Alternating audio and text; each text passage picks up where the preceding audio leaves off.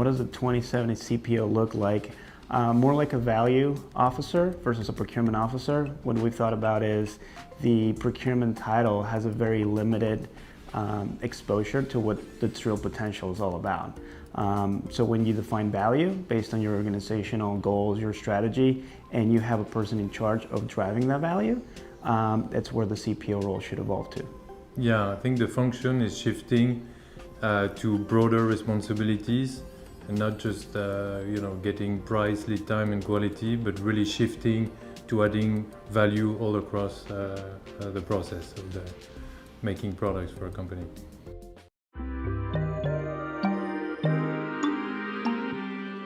What change would we like to see in the buying process? I think we would like to see more software to have a more transparent process, more transparent to suppliers, more data, more inputs, and more streamlined processes thanks to software. Yeah, I agree with that. I think technology is paramount to really be able to achieve goals in the future, right? And I mean, this is a digital age, and those procurement functions who are not leveraging technology are not going to be able to get all the benefits from their full function. So, to Philippe's point, big data, technology, and the software to enable all that.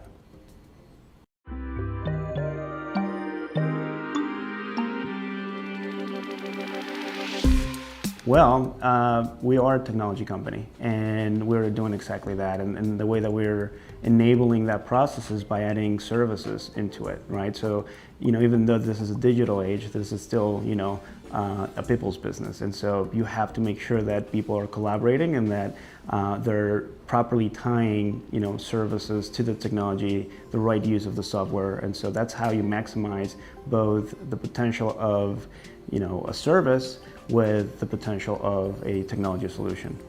Yeah, I think the idea, Corcentric's differentiator or difference to other companies is that combination of software and people, services, because you can have today be overflown with data of all these integrated systems, but at the same time you still need people and their skills to organize and have a vision on these data. Mm-hmm.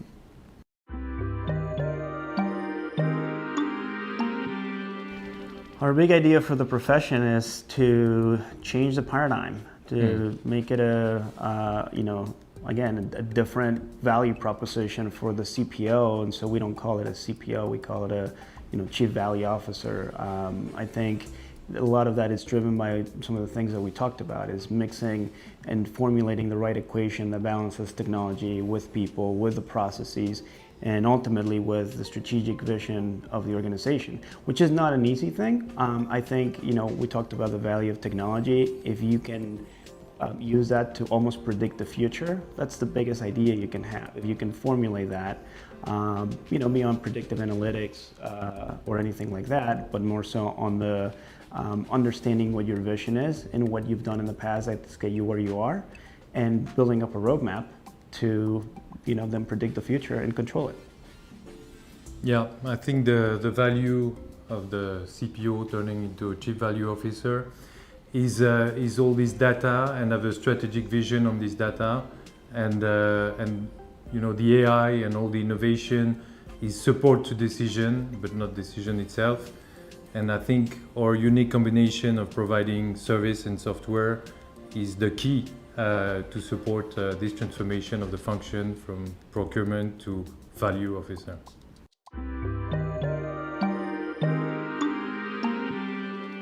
I think the learning experience is huge. We were just talking about that. It's like, we're looking at our presentation, and we're looking at what other people have presented, and the amount of learning that we've done is, it's incredible. So far that piece has been great. And coffee was really good too. I think it's a great event, and I like the different speakers, the different kind of speakers that you got, who come from the university, who come from corporations. And I think there's really an interesting mix of people, and there's also these sessions where we can talk after, which is great, and with a question, Q&A, and I think it's a great event. Yeah, it's a great event.